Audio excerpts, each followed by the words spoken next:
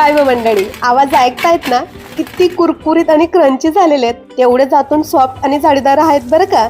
तुम्ही जर यांना एकदा खाल तर याच्या प्रेमातच पडाल. अगदी लहानांपासून तर मोठ्यांपर्यंत सर्वांना आवडेल आणि मागून मागून देखील खातील. चवीला जर म्हणाल तर अप्रतिम आणि भन्नाट. संध्याकाळच्या चहासाठी असो किंवा हळदी कुंकूसाठी स्नॅक्स म्हणून सगळेजण अगदी इम्प्रेस होतील असे हे कुरकुरीत मूगडाळीचे वडे किंवा मूगडाळीची भजी. यात अशी एक गोष्ट घातली ज्यामुळे याची चव दुपटीने वाढली. ते काय तुम्हाला पुढे कळेलच. त्यासाठी व्हिडिओ शेवटपर्यंत पहा. इथे मी 1 वाटी सालीसकट मुगाची डाळ रात्रभर भिजायला ठेवली होती. त्याचसोबत अर्धी वाटी उडीदाची डाळ. मूग डाळीपेक्षा आपल्याला उडीद डाळ ही कमीच घ्यायची आहे. तुम्ही हवं असल्यास जास्त वेळ नसेल भिजायला ठेवत, कमीत कमी 2 ते 3 तास तरी भिजायला ठेवा डाळी. डाळ मधलं पाणी निथरून मी स्वच्छ 2-3 पाण्याने धुवून घेतलंय. तर याला बाजूला ठेवू.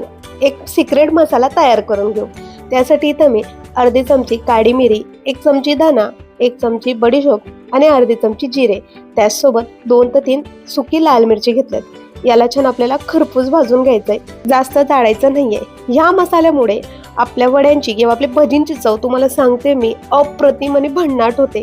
तुम्ही जर एकदा हे भज्या खाऊन बघितला ना, हा मसाला बनवून तुम्ही पुन्हा पुन्हा ह्याच पद्धतीने हे मूगडाळ भजी बनवणार. तर मी छान भाजून घेतलंय. मिक्सर जार मध्ये काढून 1 ते 2 सेकंदासाठी अगदी पल्स मोडती जाडसर भरड करून घेतली त्या मसाल्याची. आता त्याच मिक्सरच्या भांड्यात थोडी मूग डाळ आणि थोडी उडीद डाळ टाकून छान जाडसर मी इथं फिरवून घेणार आहे. जास्त बारीक फाईन पेस्ट करायची नाहीये, अगदी जाडसर. अधूनमधून आपली डाळ देखील दिसायला हवी, त्यामुळे आपली भजी किंवा आपले वडे अगदी क्रिस्पी होतात. एक बॅच दळून झाली. आता दुसरी बॅच मध्ये मी सेम मूग डाळ आणि उडीद डाळ घेतली. त्यासोबत 9 ते 10 लसणाच्या पाकळ्या ऍड केलेल्या आहेत. याऐवजी तुम्ही लसणाच्या पाकळ्या इथं ऍड न करता नंतर ठेचून घातल्या तरी देखील चालेल. हे आहे दुसरे सिक्रेट, ज्यामुळे भजी चविष्ट तर होईलच पण हेल्दी देखील. जे लोक शोपू बघून नाकतोंड पिरडतात किंवा लहान मुलं देखील शोपू खात नाही, ते देखील अगदी सहजच खाऊन जातील आणि कळणार देखील नाही यात शोपू घातलंय. त्यासोबत घातलंय कट केलेली हिरवी मिरची, कट केलेला बारीक कांदा, आपण तयार केलेला मसाला, बारीक कट केलेला शोपू. सर्व साहित्य टाकून छान आपल्याला मिक्स करून घ्यायचंय जोपर्यंत ते एकजीव होत नाही.